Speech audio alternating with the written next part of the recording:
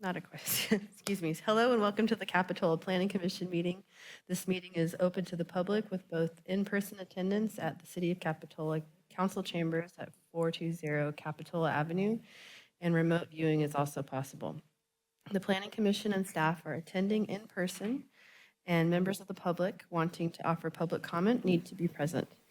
The public can live stream the meeting on the city, excuse me, on the city's website, on YouTube, or on Zoom following the link on the meeting agenda. As always, this meeting is cablecast live on Spectrum Communications Cable TV Channel 8 and AT&T Uverse Channel 99, and is being recorded to be rebroadcast on the following Mondays and Fridays at 1 p.m. on Spectrum Channel 71 and Spectrum Channel 25. A recording of the meeting will also be available on the city's website after the meeting. Our technician tonight is Victor. Thank you. As a reminder, please turn off your cell phones during the meeting. Okay. All right. We're going to roll call. Commissioner Esty? Here. Commissioner Howard? Commissioner Hugh? Here. Commissioner Weston? Here. Chair Christensen? Here. And the Pledge of Allegiance.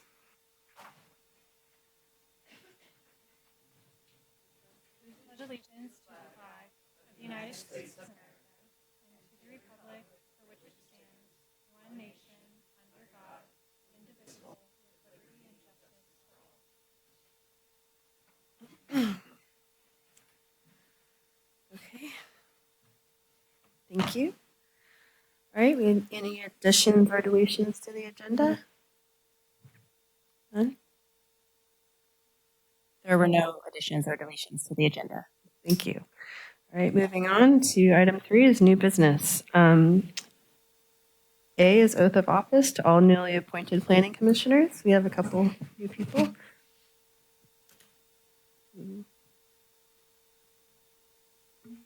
Good evening, Chair and Planning Commissioners. Tonight we're going to be swearing in our 2 newly appointed Planning Commissioners, Nathan Q and Matthew Howard. Our Deputy City Clerk is going to be performing the oath of office. If you guys wouldn't mind just standing here in the center, and then we'll have you go each in turn. You'll raise your right hand and repeat after Rosie as she has you do the oath.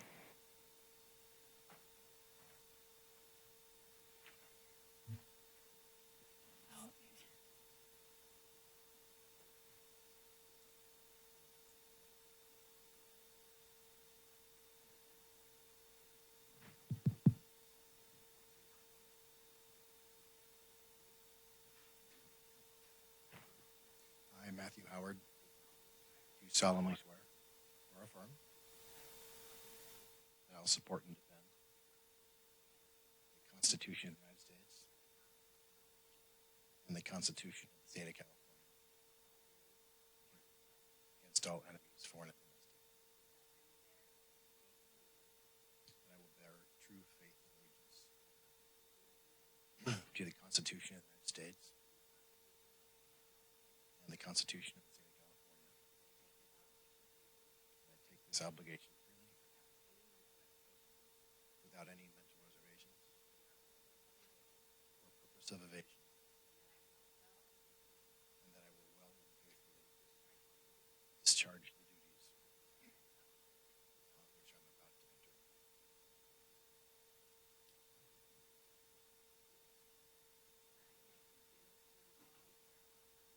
I, Nathan Q, do solemnly swear or affirm I will support and defend the Constitution of the United States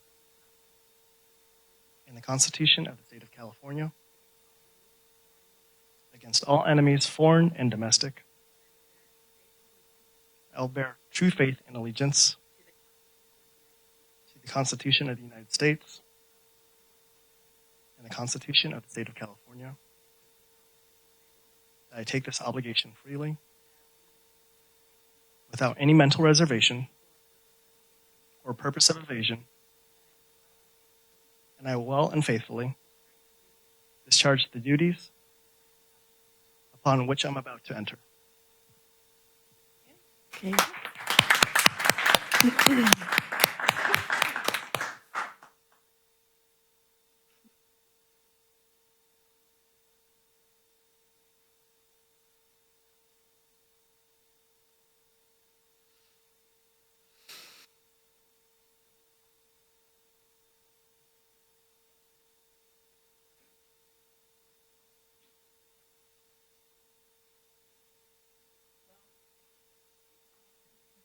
Welcome to our two new planning commissioners. It's very nice to have both Yeah. of you here, and I look forward to working with you.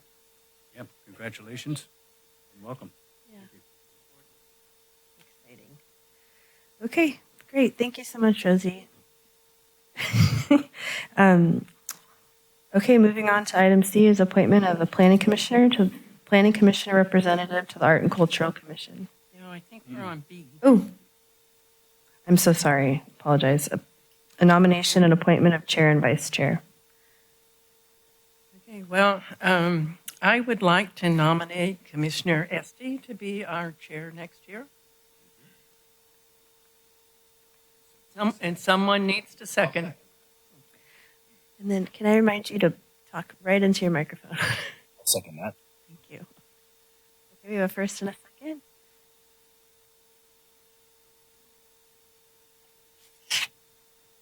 Commissioner Hasty, Aye. Commissioner Howard, Aye. Commissioner Q, Aye. Commissioner Westman, Aye. Chair Christensen. Aye. Okay, and then now we need a nomination for a vice chair. Well, I'm on a roll. Yes, Susan. I would like to nominate Commissioner Kristen to be our vice chair. Okay, I'll second that. Commissioner Esty, Aye. Commissioner Howard, Commissioner Q, Aye. Commissioner Westman, Aye. Chair Christensen. Aye. All right, thank you. Okay, should we change Moving places? around, all right.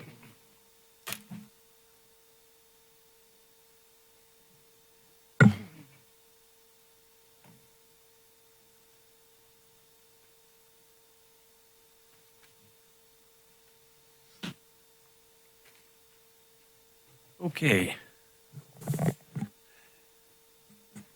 Okay, item 3C is the appointment of a planning commissioner representative to the Art and Cultural Commission. Commissioner Christensen has been doing this for the last several years. 6 years. Years, okay, a long time. Just want to ask if any of the other commissioners have any interest in being the rep on this particular commission? If Commissioner Christensen would like to continue, I think that would be wonderful. I think she's worked real well with them, and that certainly has an artistic flair in her. Thanks, Susan. I'd be willing to stay on the commission. Great, thank you very much. Do we need to vote on that? Um, Is that an appointment? Yes, please. We would love a motion and vote for the record. Okay, I will make a motion that Commissioner Christensen continue as our representative on the Arts and Cultural Commission. Okay, I'll second that. Can we have a roll call, please? Commissioner Howard, Commissioner Q, Aye. Commissioner Westman, Aye. Vice Chair Christensen, Aye. Commissioner Esty. Aye. Pardon me, Chair Esty. Okay, now we'll move on to item number 4, oral communications. We asked the public to review the section on how to provide comments to the Planning Commission. The oral communications allows time for members of the public to address the Planning Commission on any consent item on today's agenda or any topic within the jurisdiction of the city that is not on the public hearing section of the agenda. Members of the public may speak up for up to 3 minutes unless otherwise specified by the chair. Individuals may not speak more than once during oral communications, and all speakers must address the entire legislative body and will not be permitted to engage in dialogue. Is there anybody in the public that would like to speak at this point? No, and they're not doing Zoom anymore, right? No Zoom? Okay. All right. Hearing none, we will move on to item number 5, Planning Commission comments, followed by staff comments. Let me ask the commissioners, any comments at the beginning of the meeting that you all want to make? No, none at this time. No? Okay. Hearing none. Staff? I did want to inform the Planning Commission that we've begun working on the multifamily zoning update. We had started that process last year, and we are planning to do a community meeting that we're going to put the word out for February 25th. And so you'll see noticing in the next week or two on that and getting the word out early to the public on that. And we've really been scaling back our original proposal. So we're going to make sure we have all the information ready before we put notice out there, and we'll have a web page dedicated to that. And the other item, we're hearing from the technician that they're not hearing us as well through the microphone. So just wanted to tell you, you can lift these, bring them closer to you if you need, and just make sure that you're projecting into the mic. But appreciate you all being here, and welcome to our new commissioners. So, thank you. So where will the meeting on the 25th be? It will be in our community room right here. And I believe we said 6 p.m. Okay, thank you. You're welcome. Just to follow up on our Community Development Director's comments, I wanted to advise the Planning Commission, first and foremost, congratulations on your recent appointment. I know I've spoken with most of you, but just as another hello, my name is Julia, I'm the city clerk. I had been in contact with the Planning Commission as a whole to advise you of a joint city council meeting that we would love for the planning commissioners to participate in. It was originally scheduled to be held on January 16th as a special meeting.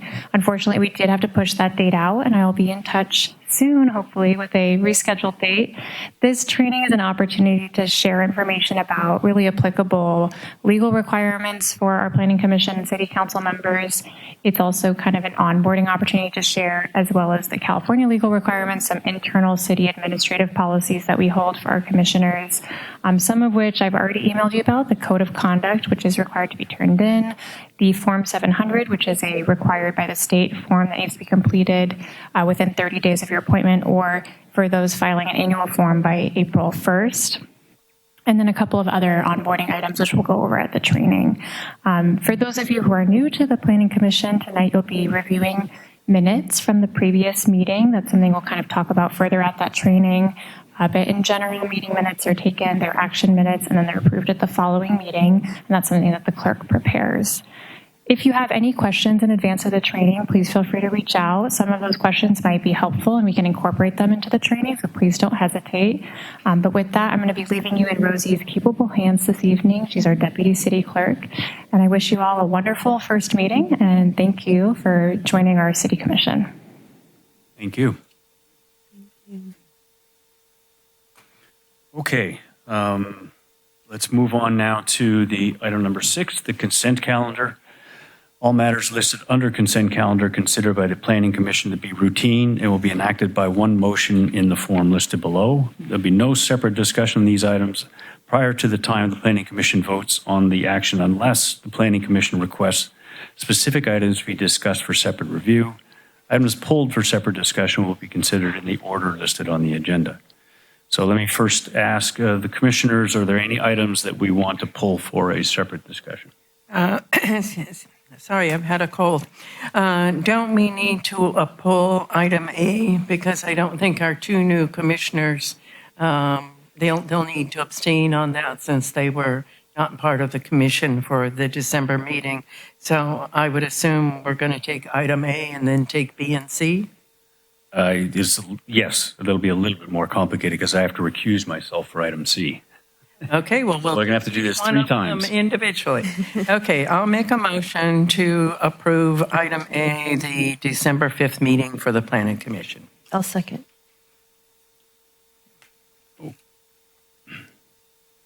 To clarify, Commissioner Q and Commissioner Howard are recusing on the minutes. Yes. Correct.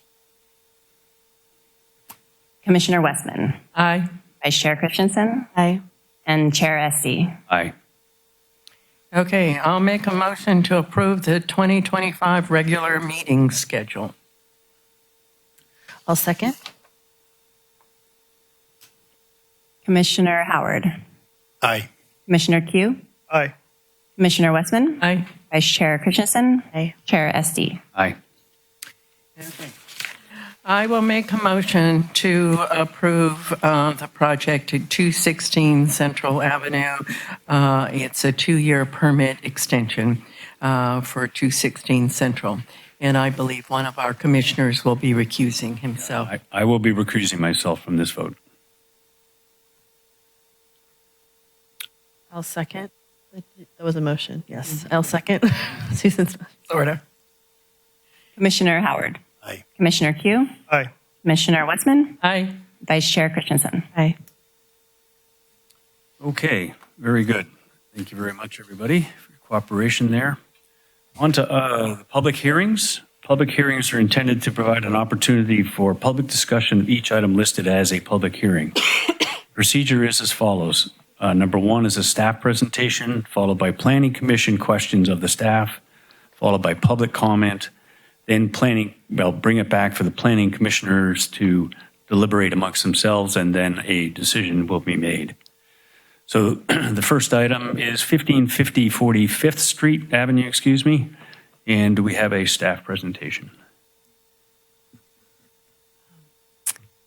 I was quickly going to just clarify that 216 Central Avenue has been approved as part of the consent agenda. So if anyone is in the audience for 216, just to let them know that their item has been approved, and we're now moving on to 1550 45th. Thank you. Good evening, Commissioners, Chair Esty, and welcome new Commissioners. So this is the first regular scheduled item tonight. This is 1550 45th Avenue. As mentioned, it includes several entitlements, design permit, coastal development permit, accessory dwelling unit, and a variance. This project is located in the R1 zoning district. This is what the property looks like from earlier this year. It's a single-story residence, approximately 1950s, and it is not considered a historic structure. This is the site plan and some of the landscape components included. The applicant is proposing first and second story additions on this site. A portion of the existing dwelling would be converted into an accessory dwelling unit or an EDU, and the project would result in a 1,800 approximately square foot primary dwelling, as well as an internal 360 square foot EDU.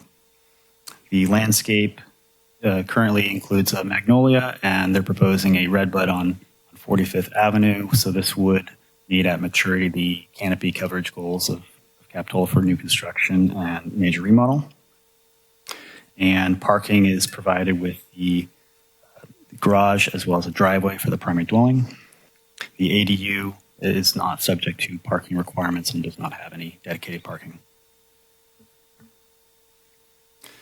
This is the first floor plan. The shaded areas, the new ADU or the conversion ADU, separating the garage and the primary dwelling living area.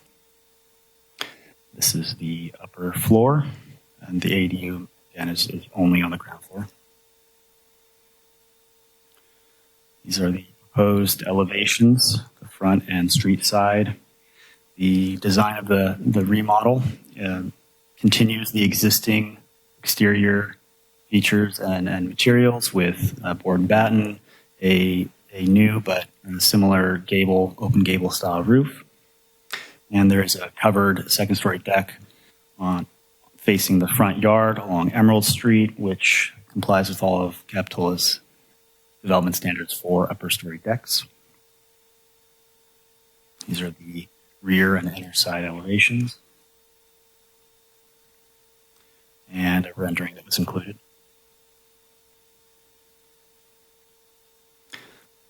So most of the remaining presentation is going to be focused on the variance itself.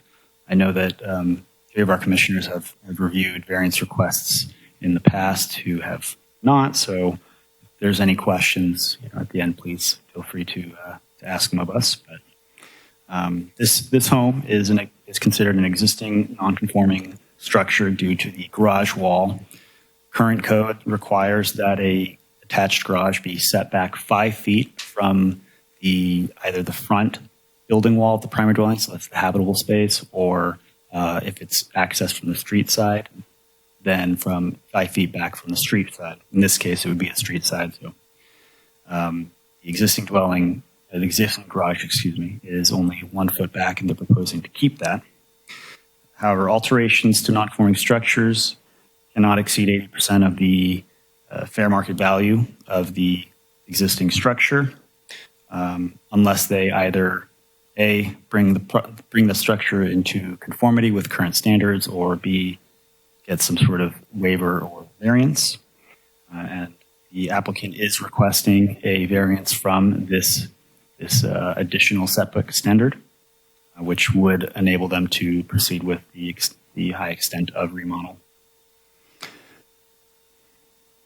In our zoning code last year, this development standard specifically was, with the affirmation of both City Council and Planning Commission, was adopted to be removed. So we have pending code that is not in effect yet, pending coastal certification, but this standard would actually be removed and most likely in the future. It's not something that staff has considered as a part of its finding, but we did feel it was worth noting. So shown here, unless commissioners want to cover it, I was just going to show this for illustrative purposes, but these are the findings required for granting of any variance. All findings must be made.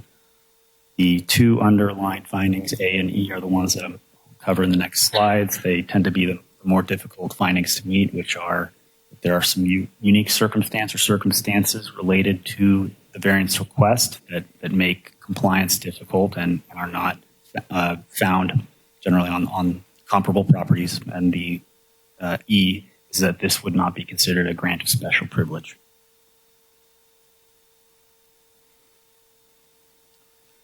So the diagram here is actually pretty similar to what we see on this subject property. These two lots would be 40 by 80, 40 feet wide by 80 feet deep lots. And the one on the right would be this lot, a corner lot. Those two hashed areas, those are the approximate building envelopes, so areas that would comply with ground level setbacks. And this is the combination of this standard as well as the varied development setback requirements for corner lots are what make this an unusual circumstance, and it is directly applicable to this standard.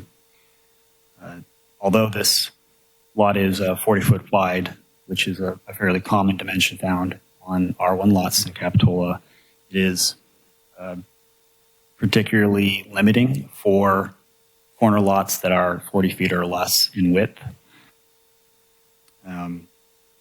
as it provides little to no margin for accommodating the garage requirements. Minimum garage dimensions, including walls and the 20 foot of clearance depth, result in a 21 foot deep garage. And as you can see here on the corner lot, when you account for that additional 5 feet, the remainder of the maximum possible building envelope is 21 feet. So there is little to no margin starting off. In this case, they have a garage that's slightly deeper, and I believe the home is slightly back from the 10 foot. So they effectively don't have even that building envelope available.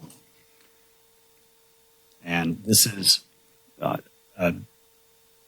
necessarily the same thing for if it were built on, or if the garage were accessed from the front yard. But as you can see here, these envelopes create a narrower, longer building envelope, and it naturally makes most designs have side access garages. In our surveyed area of corner lots, there was only one property that actually had a garage on the front property line.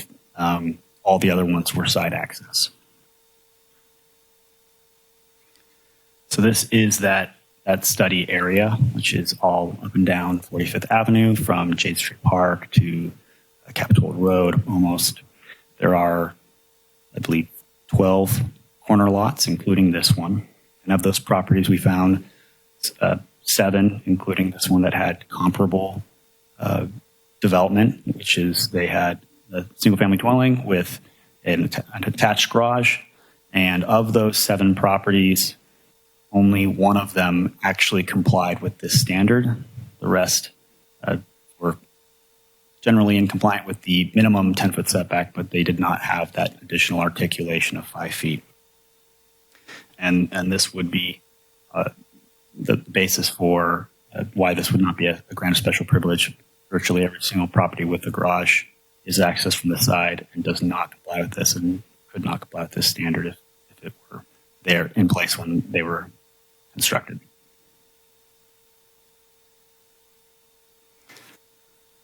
That finding kind of covers multiple findings, actually, or that analysis. So if anyone has any questions, please feel free to let us know. But with that, we are supportive of the variance as well as the project overall, which complies with all other development standards, and we're here for questions. Okay, thank you, Sean. Any questions from commissioners? I would Go ahead. move approval. I think it's, I have one question. oh, I'm sorry, Paul. I apologize. I On just, corner lots, the address on this is kind of confusing because the address on this property is 45th Street. You defined the front as being on Emerald. So it's That's correct. front, what's the side of a corner lot? Great question. That is not defined by the address. It is defined by the lot dimensions. Our code defaults that if there's a corner lot and it has multiple frontages, that the narrower of those frontages be considered the front yard. There are some cases where that can be altered, depending on who the review authority is, staff or the planning commission, if the function, design, or other characteristics warrant it. But generally speaking, it is the narrower of the two, and that is the case here. Okay, so that's consistent with the other properties. Okay, that's very good. Thank you. Okay. And then we should go to public hearing before we do a motion. Oh, you're right. oh, I'm so sorry. Thank you. Thank you. A while since we've had a meeting. We're yeah, a little stale. Okay, time for public comments. Let's start with anybody that's representing the owner or the developer of this property. Are they here? Do you want to make a comment? If you do, you can please come up to the podium and sign in. If not, that's fine. Okay. Anybody else from the public that wants to comment on this property? Okay, being none, I will bring it back to the commissioners for deliberation, but it sounds like there may be none. No? I had a general question, if I just really quickly, if we could. In terms of what you just explained with the narrow lot frontage, the front yard, side yard, a lot of those residences that you had outlined on the last slide had, I know that some of their entrances are on the narrow, long side. And how do you quantify that as, like, I mean, just hypothetically speaking, I don't think it necessarily pertains exactly to this project, but if their entrance wasn't in the front yard, that would confuse me. No? I'm not aware of too many properties that would have this general arrangement and yet be considered to have a frontage of that longer side. It would generally be with staff's support of a request during a development application and a review from that property owner that they want it to be treated that way, but it would almost always not be beneficial because it creates a much larger setback area. It turns that 10-foot and 10-foot setback of first and second story to a 15 and 20 on their longest side. So it would effectively take away a lot of building envelope from them. Okay, thank you. With that, I would move approval. Okay, we have a motion. Do we have a second? I'll second that. Okay, we have a roll call, please. Commissioner Howard? Aye. Commissioner Q? Aye. Commissioner Westman? Vice Chair Christensen? Aye. And Chair Esty? Aye. Okay, then that. And I'd actually like to take a moment to compliment them. I think they did a really nice job on this remodel. It seems like it's going to work well in the neighborhood, and I wish you well. Yeah, I'd like to say something as well. Thanks for investing in Capitola. We appreciate it. It's darling. Okay. Thank you very much. And we'll move on to item number B, 955 41st Avenue, Unit B-8.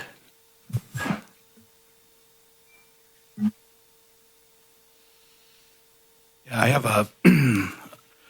a presentation for that. Just a moment here while I get it going. So thank you for the intro.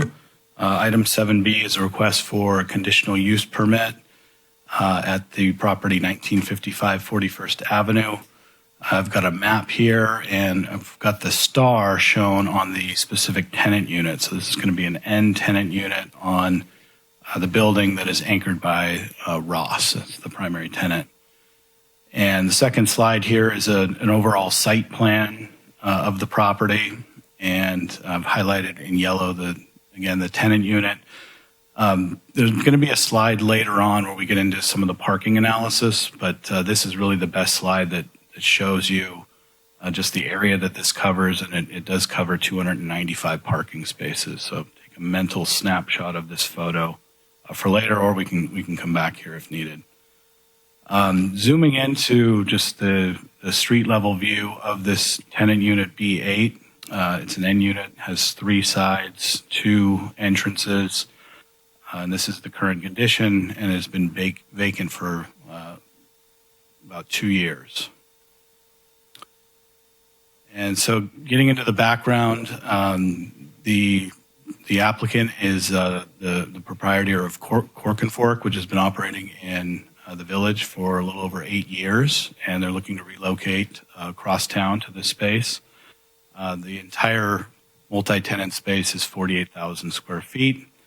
The zoning is regional commercial, and all alcohol-related uses, whether they be retail or for on-site consumption, require a use permit, which is why this is on the agenda this evening. And then the secondary offerings for the business would be live entertainment, primarily music, and a small plates menu. Just some details about the specific tenant space. In the lower part of the slide, it's a little over 1,100 square feet. It's got a split of 60% to 40% customer use to employee space ratio. And there's a proposed outdoor patio of about 300 square feet. And then we ran a calculation just to understand occupancy, and it's 46 occupants interior and 20 at the patio. This is a floor plan view, adjacencies within the space. At the lower left, we have the patio. There's a bit of an enlarged concrete cast-in-place patio area adjacent to the door to the north. And then at the interior, there's a proposed interior improvement to include a stage at the south side of the unit, and then tables behind a bar at the center, and then with the equipment line and employee spaces behind the bar. A few more details. The outdoor seating is permitted in the zoning district. Staff has got some pretty basic conditions just about the furniture being kept in good condition and it being outdoor rated, not having advertising print on any cloths. And then bit of info for the Planning Commission is that a secondary entertainment permit will be required for the live entertainment piece of this proposal, but that's actually issued on an annual basis by the police department. And so that's kind of a parallel process, but separate than the use permit review. But one of the conditions specifies that they will need to keep that active along with the live entertainment use. Applicant is also pursuing a Type 42 license with ABC, and I understand that's a transfer of the Cork and Fork license. So Type 42 is limited to beer and wine, does not have a food requirement, and also doesn't allow minors on the premises. Interior renovations that are likely, kitchen equipment, lighting, electrical, those are all potentially subject to a building permit. So we have a recommended condition that advises the applicant to work with our building department. And then depending on the final details of the interior renovation, there may be ventilation or a grease trap. And so there may be a need for other outside agencies, but that's all wrapped in with the building permit review, the city routes to county health, sanitation, and fire. And then one little final detail with our parking analysis, this proposal to establish a new commercial tenant space is subject to bringing bike parking up to standard. So this would apply as needing to provide 2 bike parking spaces. Some details just on the furniture. So the proposed furniture is just a relocation of what was already being used at Cork and Fork. So you've got on the upper left, this is like a 4-top cocktail table. The chair is powder-coated metal with an expanded mesh type of seat and back. And then the lower left, there's the half-barrel planters that they have around their patio. And then there's a fire pit or two. That's the lower middle. So same as what was at Cork and Fork is being proposed for the patio. And then this slide was attached to the staff report. We were able to dovetail from when Chipotle located in this larger tenant unit. There was a consultant that actually did a pretty detailed breakdown of all of the businesses, and there hasn't been a whole lot of turnover, so the information was still current. And there hasn't been any change in city parking standards, so we were able to utilize that. And then look at with the proposed project, we still have a pretty substantial surplus of over 60 parking spaces on the property. So we're able to clear any kind of a parking impact or requirement for the project. So with that, we are recommending approval, and I believe the applicant is here, and I'd be happy to take any questions. Okay, any questions from commissioners on the staff on this one? No? Okay. I'm a little curious. If they're abiding by the law, why do they need a permit from the police for outside activity if they do it like they're supposed to do it? And is that our purview? Is something we should be involved with, or is that just the police? Yeah, it's written into the code that any business that's providing live entertainment maintain an active permit with the police department. So that's applicable citywide. Okay, any other questions? All right, I'll turn it over to the public. Let's start with the applicant first, if you're here. You want to step up to the podium? Please sign the register and make sure that the mic is on and speak into it, please, so we can hear you. Thanks.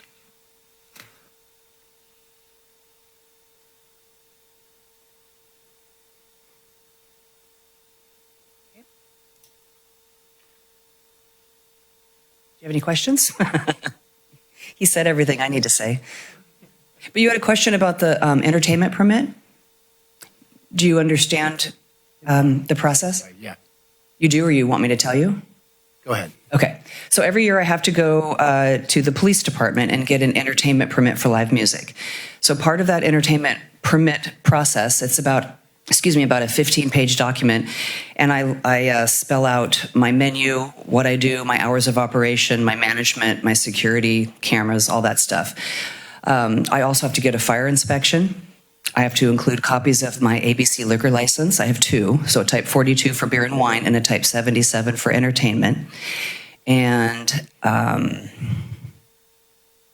copy of my business license. So I get inspected by everybody. If you're willing to tell us, can you tell us why you're moving from your nice location around the corner to up there? That's a lot of information. I've wanted to expand for a long time. I'm bursting at the seams right here. And honestly, traffic is a deterrent sometimes for me. So there's a lot of events and things I want to do that I'm just not able to do here.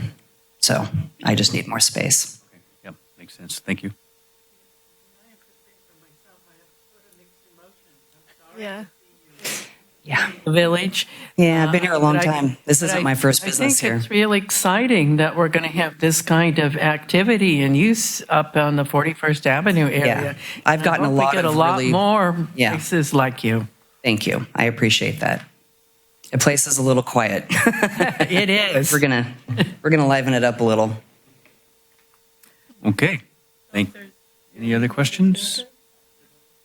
Thank you. I'll make a motion.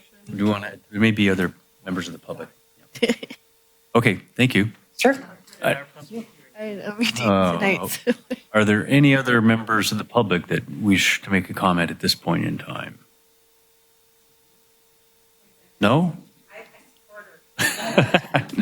Okay, thank you. Being none, I'll bring it back to the commissioners.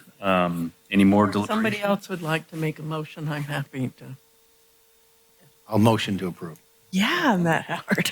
Somebody want to? I'll go ahead and second that. Okay. We have a roll call, please. Commissioner Howard? Aye. Commissioner Q? Aye. Commissioner Westman? Aye. Vice Chair Christensen? Aye. Chair Esty. Aye. Congratulations. We'll miss you in the village. Good luck. Good luck. And I agree with Commissioner Westman. It's good to see something, more action up at the mall. Hopefully it's successful. Okay, we will move on now to item number 8, the director's report. Okay, thank you. I have a couple items for you, or a few items for you this evening. First, I wanted to let you know that our February 6th Planning Commission will be canceled. We don't have any applications that are ready to move forward at this time.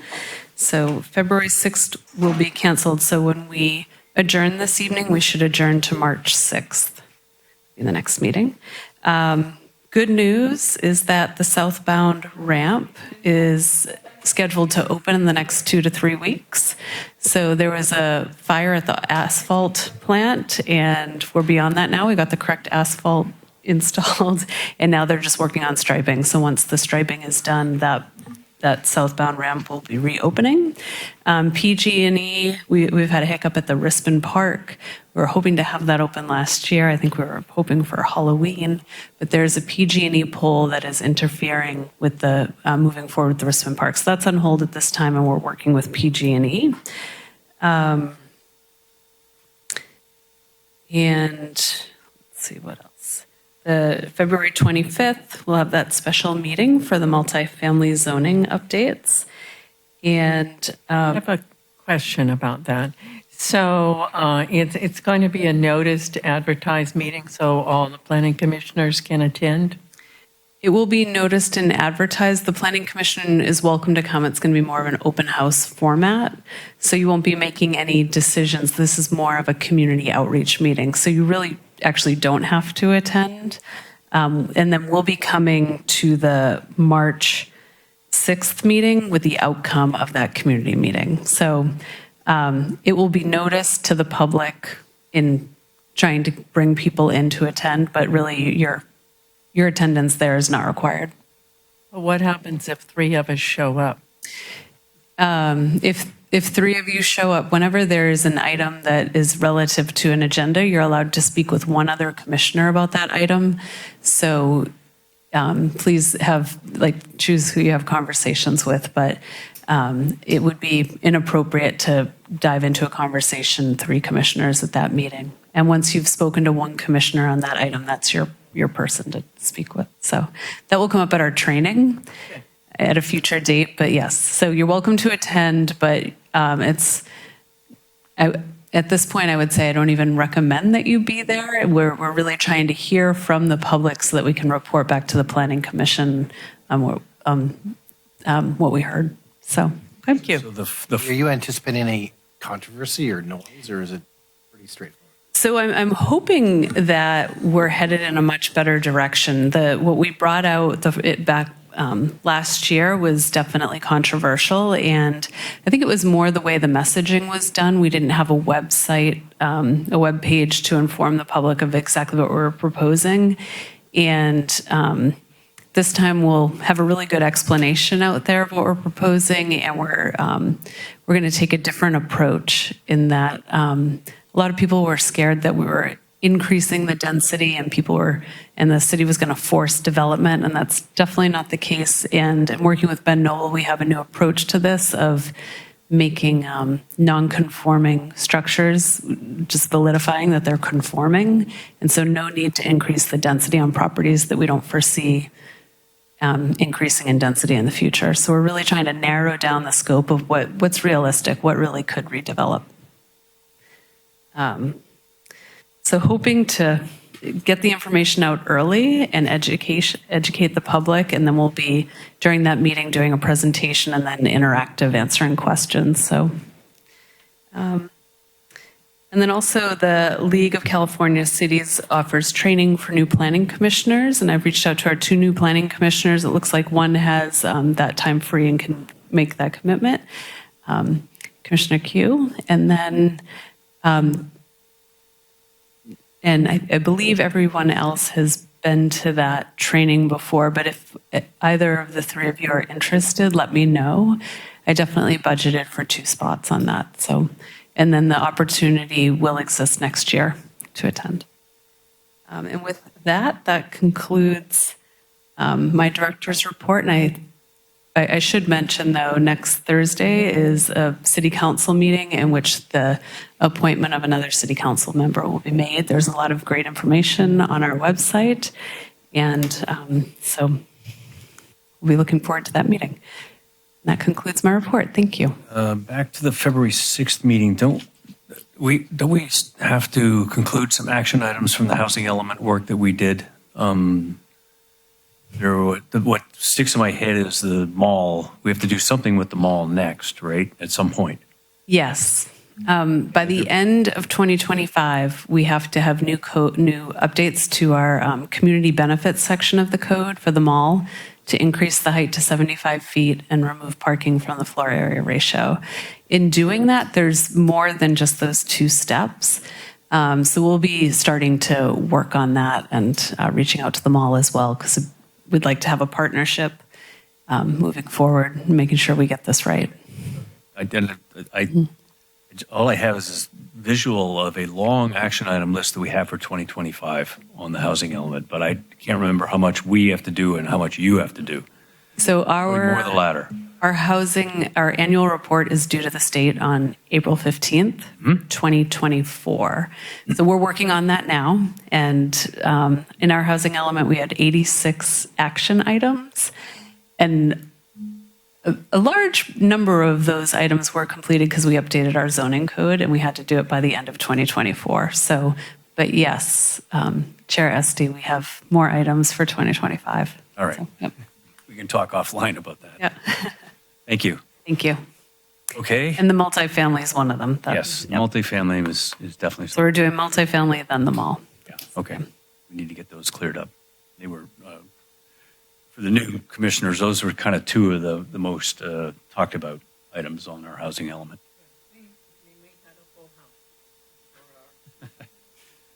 More than that. So I think this new process sounds like it's going to, help the community understand what's actually being proposed and what we're talking about. Yep. Yeah. Okay. Thank you very much. And with that, I propose that we adjourn until March 6th. March 6th. Okay. Thank you. All right. Thank you.